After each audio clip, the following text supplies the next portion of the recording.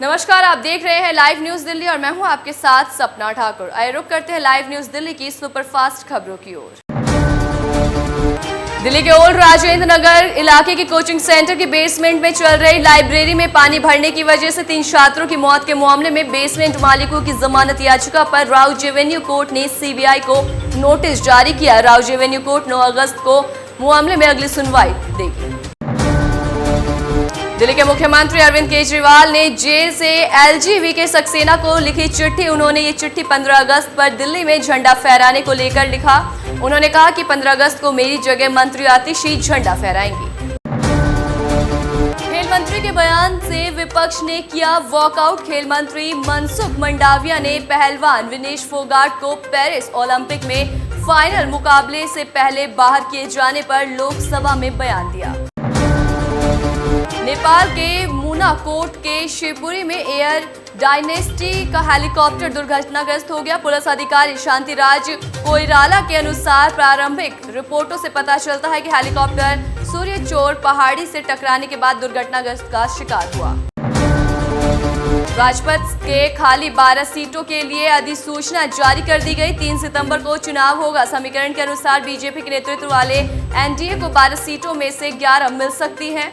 1 seat Congress को तेलंगाना से मिल सकती है। कांग्रेस नेता राहुल गांधी ने कहा कि विश्व विजेता पहलवानों को हराकर फाइनल में पहुंची भारत की शान विनेश फोगाट का तकनीकी आधार पर अयोग्य घोषित किया जाना दुर्भाग्यपूर्ण है। बांग्लादेश में तख्ता पलट के 2 दिन बाद कुछ ऐसे सवाल हैं जिनका जवाब किसी को भी नहीं पता।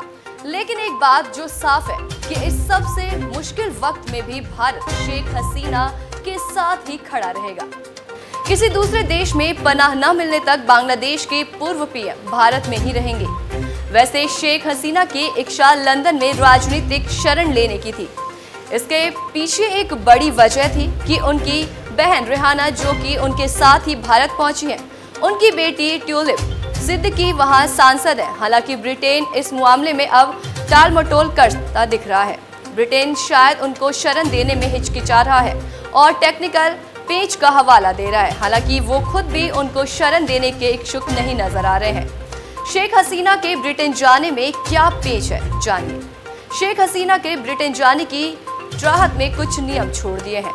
तकनीक पेच फंस गया है, जिसकी वजह से उनकी बहन को लंदन में शहर मिल रही है। वहीं लेकिन हसीना के लिए मुश्किल और ज्यादा बढ़ गई। दरअसल हसीना की छोटी बहन शेख रेहाना ब्रिटेन की नागरिक है।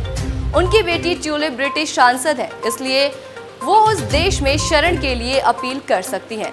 वहीं शेख हसीना की बेटी साइमा वाजे दिल्ली में विश्व स्वास्थ्य संगठन की क्षेत्रीय प्रमुख के रूप में कार्यरत है। हालांकि इससे उनके लिए कोई भी रास्ता खुलता नजर नहीं आ रहा है, क्योंकि साइमा एक अंतर्राष्ट्रीय एजेंसी के लिए काम करती हैं। जब तक हसीना को कहीं और शरण नहीं मिलती, तब तक वो भारत में ही रहेंगी। ये जानकारी सूत्रों के हवाले से सामने आई है। शेख हसीना भारत से लंदन जाना चाहती हैं, क्योंकि उनकी बहन शेख रेहाना की बेटी ट्यूलिप सिद्दीकी ब्रिटिश संसद की सदस्य हैं। ट्यूलिप हेम्पस्टेड और हाईग्रेड के ट्रेजेडी और लेबर सांसद की आर्थिक सचिव हैं। लेकिन जब तक कोई और देश उनको शरण नहीं देता, वो भारत में ही रहेंगी। ये जानकारी सामने आई है। सूत्रों के मुताबिक नई दिल्ली भारत में उनकी मेजबानी के लिए तैयार है। शेख हसीना के लंदन जाने में क्या पेच है, आपको बताते हैं। उनके सामने तकनीकी चुनौती यूके के आव्रजन नियमों में पैदा हुई है। आव्रजन नियमों में किसी को शरण या अस्थायी शरण लेने के लिए यूके की यात्रा करने की अनुमति देने का कोई प्रावधान नहीं है। यही वजह है कि अब तक शेख हसीना को लंदन में शरण नहीं मिल सकी।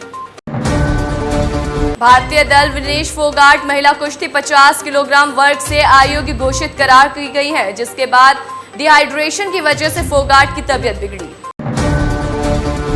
पेरिस ओलंपिक से रेसलर विनेश फोगाट को अयोग्य घोषित होने पर लोकसभा में विपक्ष के कुछ सांसद हंगामा कर रहे हैं।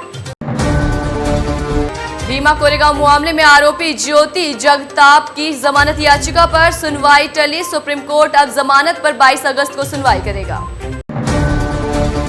दिल्ली के ओल्ड राजेंद्र नगर में हुए कोचिंग हादसे की जांच अब सीबीआई करेगी। सीबीआई ने दिल्ली पुलिस की एफआईआर को टेक ओवर कर लिया है। एफआईआर दर्ज कर सीबीआई ने जांच शुरू की।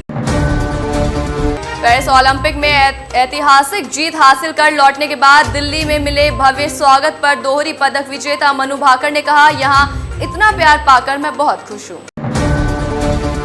कांग्रेस सांसद मणिकम टैगोर ने जाति आधारित जनगणना के मुद्दे पर चर्चा के लिए लोकसभा में स्थगन प्रस्ताव दिया। भारतीय पहलवान विनेश फोगाट को थोड़ा अधिक वजन का पाए जाने के बाद ओलंपिक फाइनल से अयोग्य घोषित कर दिया गया है। दिल तोड़ने वाली इस खबर के बाद भारतीय फैन काफी नाराज हैं। आम आदमी पार्टी के राज्यसभा सांसद संजय सिंह ने इस मामले में भारत सरकार से हस्तक्षेप की मांग की है। संजय सिंह ने कहा कि ये विनेश का नहीं, देश का अपमान है। विनेश फोगाट पूरी दुनिया में इतिहास रचने जा रही थी। उनको 100 ग्राम ओवरवेट दिखाकर अयोग्य घोषित करना घोर अन्याय है। पूरा देश विनेश के साथ खड़ा है। भारत सरकार तुरंत हस्तक्षेप करे। अगर बात न मानी जाए तो ओलंपिक का बहिष्कार करें।